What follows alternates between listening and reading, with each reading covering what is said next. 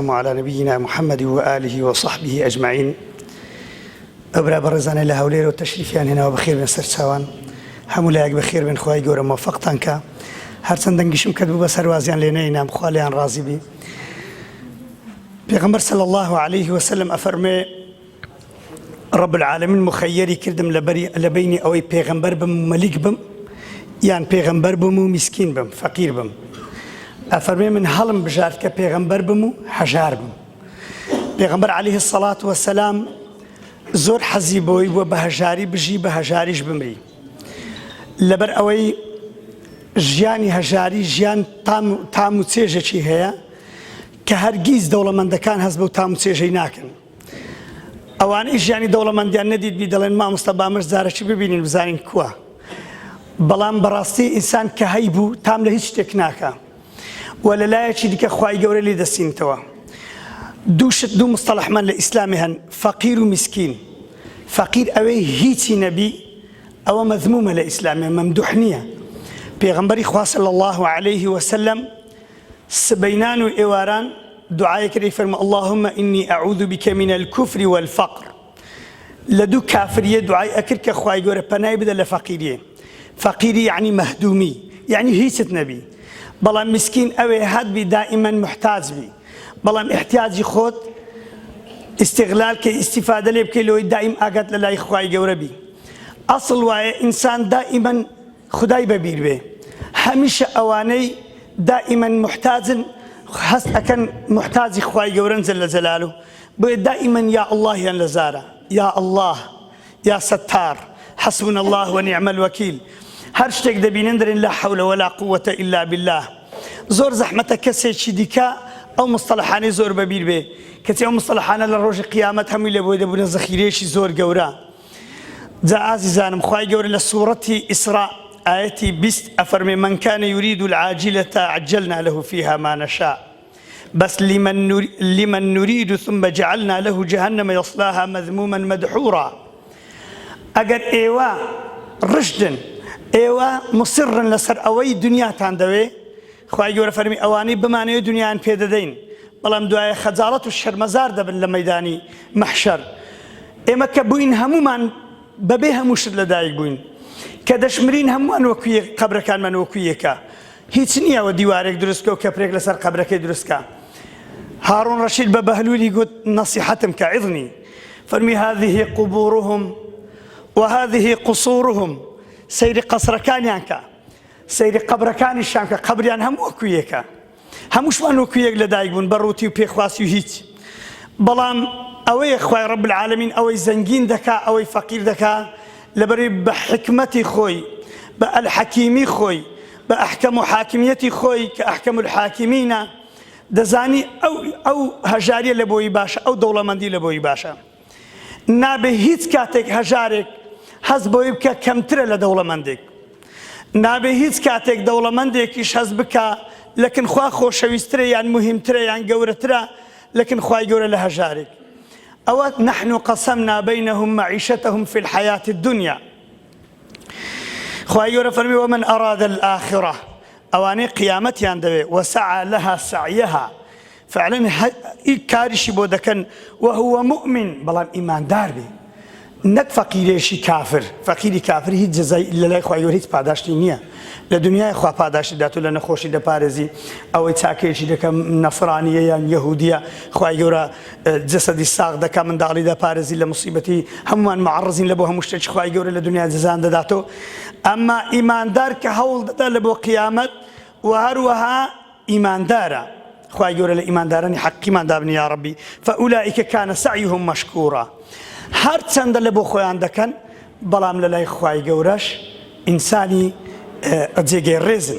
جيجي احتراما خواي رب العالمين رزن لدني خو ما مصعب لا هوليله تشريف ديني او برا برز الروان زيدت ايرا او برا لشوينه كدكدت او انا هر كسي بو خوي دكا ام اللي راوستاهم اجا بيفيك مهبي بو خوم دكا ومن جاهد فانما يجاهد لنفسه هر كسي لو خوي محاوله دكا خواي جورا نبع عبادتي او ملشي زياده به نبع عبادتنا كردن فنا بخوا بكفري هموان خواي جورا لملشي كم نابه اوي دميني تو هر كس بو خوي قازان زبلا إرضاء لله لبو رزامندی خوای گەورە کار بکەی خوای رب العالمین ڕێزت لێ دەنێ چونکە تۆ خوای گەورەت خۆشویستە و خوای گەورە خۆشی دەوێت كلا نمد هؤلاء وهؤلاء من عطاء ربك هەموویان بەهرەمەند دەبن ئەوەی دنیاویستە ئەوەی قیامەت ویستە وما كان عطاء ربك محظورا خوا حەزەری لەسەر کەس دانەناوە جەل جەلالو ماگەر یەکێکی زۆر خۆش بووێ نێڵی دەوڵەمەند بی چکە زانی بە دەوڵەمەند ببی لەناو دەچێ پێغەمبەر صلی الله علیه وسلم فەرمێ خوای گەورە ماڵی دەداتە هەموو کەس ئەوەی خۆشی بوێ خۆشی نەوێ بەڵام ئیمانی نادەتە هەموو کەس خوای گەورە لە ئیمانداری حەق بە ئیماندارێتی حەقیقی بمانژێنی بمان مرین یا ڕەبی انظر سیرکە كيف فضلنا بعضهم على بعض چۆن هەندێکمان کردنەوەتە پاشا هەندێک گەدا هەندێک دەوڵەمەند هەندێک ضعیف هەندێک بە قووەت بەدەسەڵات هەندێک بێدەسەڵات وللآخرة بس أساس آخرته أكبر درجات وأكبر تفضيلا ئەوەی لەلای خوا گەورەیە ئەو گەورەیە ئەوەی نەیدۆڕاندووە بۆ دینارێک بۆ دۆلارێک تەنازولی نەکردووە لە حەیای لە شەڕەفی لە دینی لە ئیمانی لە عەقیدەی لە ئەخلاقی لە ڕوحی لە هیچ شێشی تەنازولی نەکردووە ئەوانە ناجح بوون و ئەوانەی دیکەش خەسارەتمەند بوون پەنا بە خوای گەورە چەند ڕۆژێکە پارۆنانێکی خۆش دەخۆن و بەڵام دەستنە سەر ڕێگەی کافران و بێدینان پەنا بە خوای گەورە جا ئەگەر خوا پێیدان یا هەتان بوو یان نەتان بوو لە هەموو حاڵەتێکی خوای بپەرستن جەل جەلالو ئەو یەک دووەم بە ئیشی خوای ڕازی بن سێم تەماشای ئینسانی لە خۆ دەوڵەمەندتر نەکەن ئەگەنا بە هیلاک دەچن تەماشای ئینسانی لە خۆ بێدینتر نەکەن گوناهەکانی خۆتان لەبیر نەکەن خێرەکانی خۆشتان لەبیر بکەن ئەگەر نا پێغەمبەر دەفەرمێ صلی الله علیه وسلم بە هیلاک دەچن و دایک و باوکتان ئاگا لێبی پیاوێک بە ئیمامی عەلی فەرموو من زۆر فەقیر و هەژارم فەرمووی ممکنە لەگەر دایک و بابت باش نەبی فەرمووی لەوانەیە تی ممکنە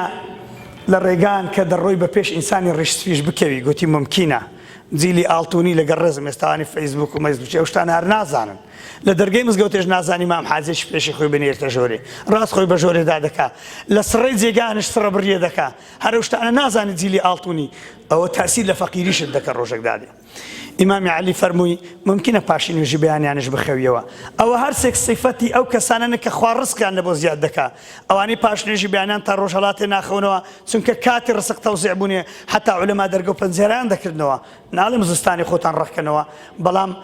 ئاگاتان لێبی ئەو کاتە کاتی تەوزیعی ڕزقە و خوای گەورە ئەفەرمێ خوای گەورە ئاگەی لە هەموو لە ئێوە هەیە چی دەکەن چی ناکەن ئەگەر هەتان بووە ئاتی ذەل قوربە یان نەتان بێ خواپەرستن ڕێزی دایک و باوک نەگوتنی ئۆف بەرامبەر دایک و باوک و خزمایەتی جێبەجێکردنی خزمایەتی و سیلەی ڕەحم هەت بێ یان نەت بێ عوزر نییە پێغەمبەر دەفەرمێ صلی الله علیه وسلم سەردانی خزمەکانتان بکەن هەندێک کەس هەیە لەبەرەوەی هەتا ئێستا دەوڵەمەند بووە چووبیتە ماڵی خزمان هەدیەی بردیە یان شەرم دەکە بەبێ هەدیە بیستە ماڵی خزمەکانی وازی لە ماڵی خزمان هینایە ئەخر وەڵە خانیان کردیە وەڵە ژنیان لە بۆ کوڕیان هینایە وەڵە منداڵیان پەیدا بووە پێم عیبە بچم بەدەستی بەتەڵوانەکەی پێغەمبەر دەفەرمێ صلی الله علیه وسلم کەستان ناتوانی بە ماڵی خۆتان خەڵکی ڕازی بکەن ئێوە سیلەی ڕەحمی خۆتان جێبەجێ بکەن نیتانە لە لای خوای گەورە هیچ حساب نییە خەڵکش لە خۆی چ دەڵێ با بڵێ مهم ئێوە سەردانی خزمەکانتان بکەن یارمەتی فەقیرەکان بدەن ئەگەر نەشتان توانی قسەی خۆشیان بۆ بکەن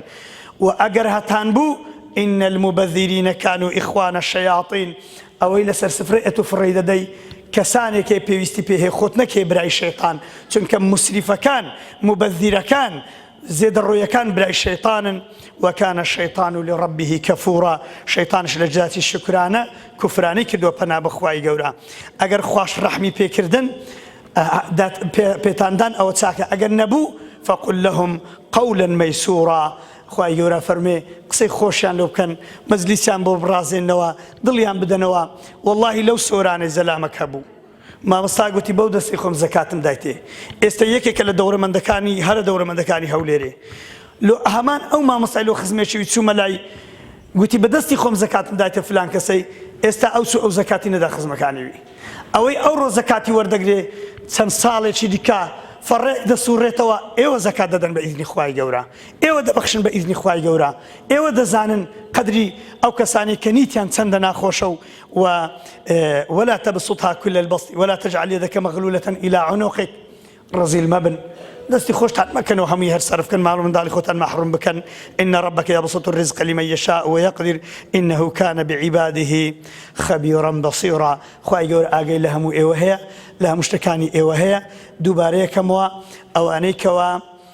نیتیان ئێستا خۆشەویستی خدا و پێغەمبەری خوان صلی الله عليه وسلم، چونکە پیاوە کاتە خزمەت پێغەمبەر صلی الله عليه وسلم فەرمووی یا رسول الله خوای گەورەم زۆر خۆشەوێ، فەرمووی ئەگەر ڕاست دەکەی خوای گەورەت خۆش دەوێ خۆت حازر کە لە بۆ بەڵام مصیبەتان. خوای گەورە مصیبەتات دەست بەسەر دینی هەتا لە بێژینگت دەبزانە چەندێت و چەندە خوات خۆش دەوێ، بە فەقیری بە هەژاری بە نەداری، هەر بڵێ لا إله إلا الله، هەر بڵێ لا حول ولا قوة إلا بالله، هەر بڵێ حسبنا الله ونعم الوكيل. فەرمی یا رسول الله صلی الله عليه وسلم ئەتوشم زۆر خۆش دەوێ، فەرمی خۆت حازر کە لە بۆ هەژاری، چکە من هەژارم خۆش دەوێن، هەژاران لە من نزیکن. پێغەمبەر صلی الله عليه وسلم فەرمێ دەوڵەمەندەکانی ئومەتی من نیو ڕۆژی لە دوای فەقیرەکان دەستنە بەهەشتێ، 500 ساڵی لە دوای هەژارەکان دەستنە بەهەشتێ، هەژارەکان 500 ساڵی پێشی دەوڵەمەندەکان دەستنە بەهەشتێ. بەڵام دەوڵەمەندە باشەکانیش کە تیجارەتێکی پاک ئەکەن لەگەر پێغەمبەراندانا لەبەرەوەی ئیشی پێغەمبەران دەکەن، مالیزیا، ئەندۆنیسیا، هیندستان، پاکستان، هیندستان، یوغۆسلاڤیا، سین، ڕێژەی مسلمانی هیندستان ئێستا گەیشتە 200 میلیۆنی، ئیسین گەیشتە 200 میلیۆنی، دووجا هەندی عەرەبان لە ناوانە مسلمان هەیە. خۆ پێیان وایە خەڵک هەندێک پێی وایە دینی عەرەبانە، دینی عەرەبان ئێستا عەرەب بووینە ئەقەلیەت لە ناو مسلمانان. ئەو دینە بە چ گەیشتە ئەوانە؟ بە چ گەیشتە هیند و سیند؟ بە چ گەیشتە سین؟ بە واستەی